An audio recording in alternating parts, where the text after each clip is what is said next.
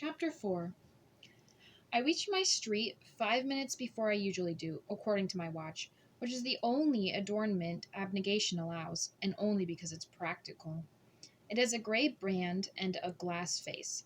If I tilt it right, I can almost see my reflection over the hands. The houses on my street are all the same size and shape. They are made of gray cement with few windows in economical, no-nonsense rectangles.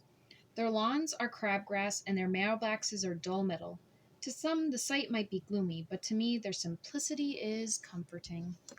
The reason for the simplicity isn't disdain for uniqueness, as the other faction has sometimes interpreted it. Everything, our houses, our clothes, our hairstyle, is meant to help us forget ourselves and to protect us from vanity, greed, and envy, which are just forms of selfishness.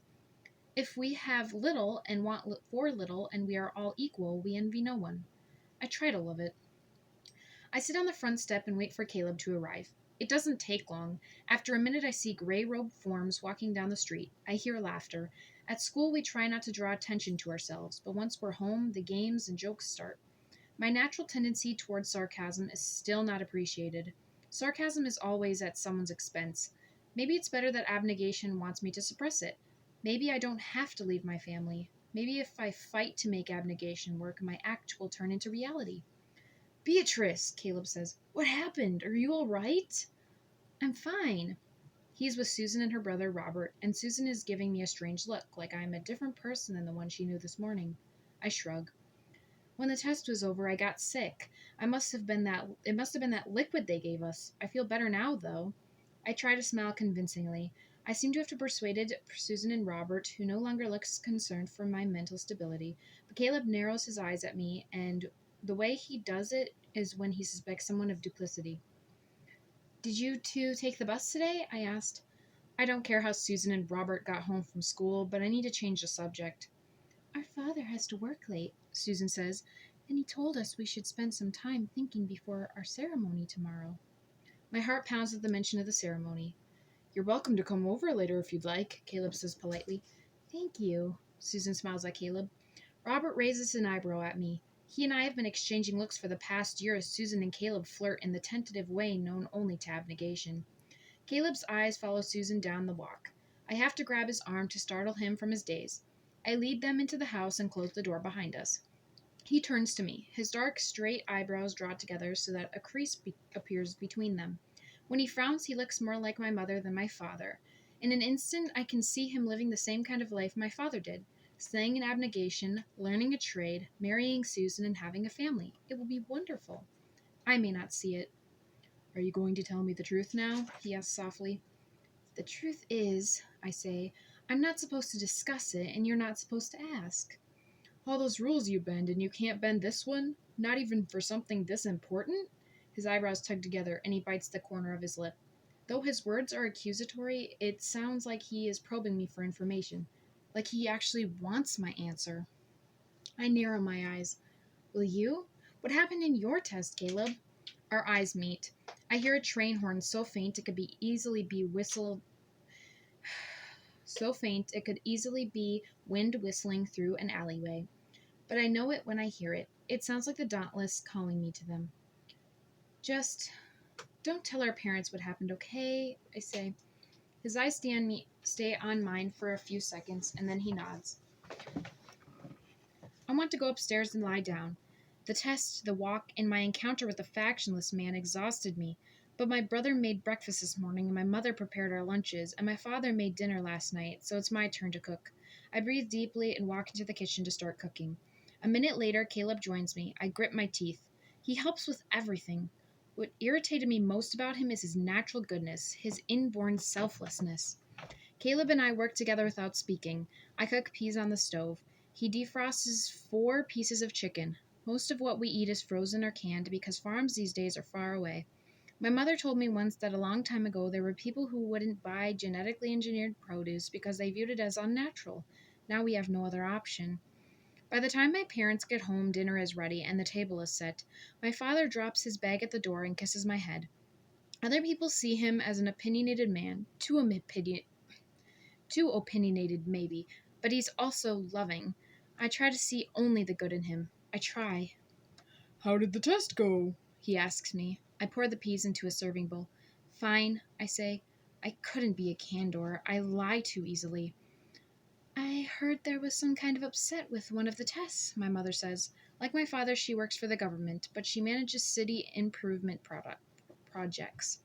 She recruited volunteers to administer the aptitude tests. Most of the time, though, she organizes workers to help the factionless with food and shelters and job opportunities. Really? Says my father. A problem with the aptitude test is rare. I don't know much about it, but my friend Erin told me that something went wrong with one of the tests, so the results had to be reported verbally. My mother places a napkin next to each plate on the table. Apparently, the student got sick and was sent home early. My mother shrugs. I hope they're all right. Did you two hear about that? No, Caleb says. He smiles at my mother. My brother couldn't be candor either. We sit at the table. We always pass food to the right, and no one eats until everyone is served. My father extends his hand to my mother and brother, and they extend their hands to him and me. My father gives thanks to God for food and work and friends and family.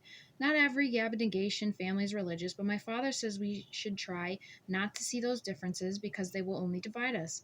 I am not sure what to make of that. So, my mother says to my father, tell me.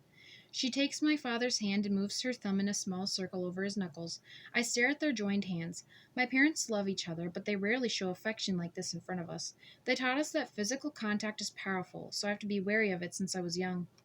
Tell me what's bothering you, she adds. I stare at my plate. My mother's acute senses sometimes surprise me, but how they chide me. Why was I so focused on myself that I didn't notice his deep frown and his sagging posture? I had a difficult day at work, he says. Well, really, it was Marcus who had the difficult day. I shouldn't lay claim to it. Marcus is my father's co-worker. They are both political leaders. The city is ruled by a council of 50 people composed entirely of representatives from abnegation because our faction is regarded as incorruptible due to our commitment to selflessness.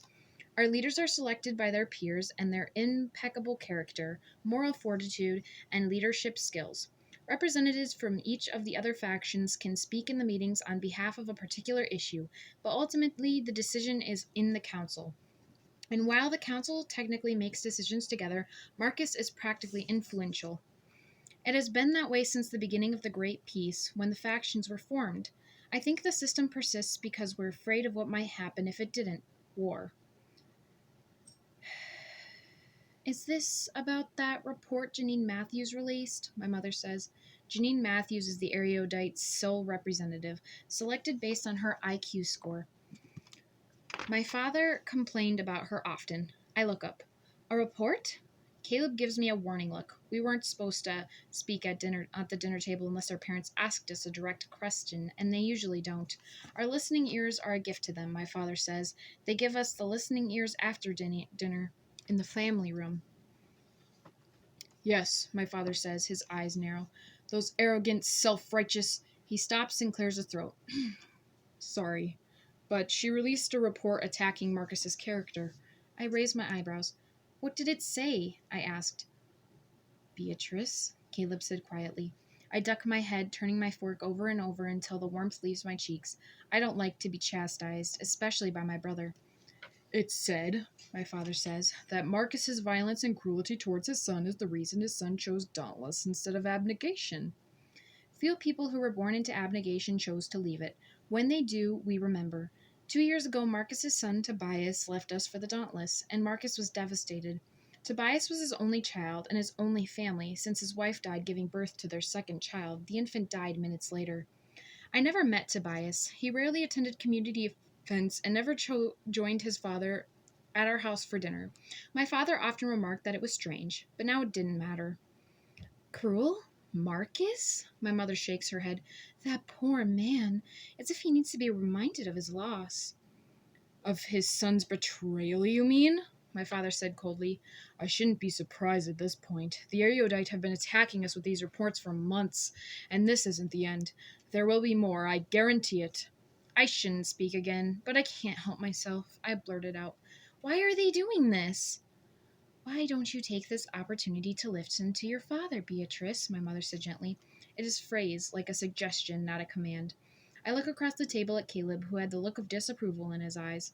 I stare at my peas. I am not sure I can live this side of obligation anymore. I am not good enough. You know why, my father says. Because we have something they want. Valuing knowledge above all else results in a lust for power, and that leads men into dark and empty places. We should be thankful that we know better. I nod. I know I will not choose erudite, even though my test results suggested that I could. I am my father's daughter. My parents clean up after dinner. They don't even let Caleb help them because we're supposed to keep to ourselves tonight instead of gathering in the family room so we can think about our results. My family might be able to help me choose if I could talk about my results, but I can't. Tori's warning whispers in my memory every time I resolve to keep my mouth shut falters. Caleb and I climb the stairs, and at the top, when we divide to go to our separate bedrooms, he stops me with a hand on my shoulder. Beatrice, he says, looking sternly into my eyes, we should think of our family. There's an edge to his voice. But we must also think of ourselves. For a moment I stare at him. I have never seen him think of himself, never heard him insist on anything but selflessness. I am so startled by his command that I just say what I'm supposed to say. The tests don't have to change our choices. He smiles a little. Don't they, though? He squeezes my shoulder and walks into his bedroom. I peer into his room and see an unmade bed and a stack of books on his desk. He closes the door. I wish I could tell him that we're going through the same thing. I wish I could speak to him like I want to instead of like I'm supposed to. But the idea of admitting that I need help is too much to bear, so I turn away. I walk into my room, and when I close the door behind me, I realize that the decision might be simple. It will require a great act of selflessness to choose abnegation, or a great act of courage to choose dauntless, and maybe just choosing one over the other will prove that I belong. Tomorrow, those two qualities will struggle within me, and only one can win.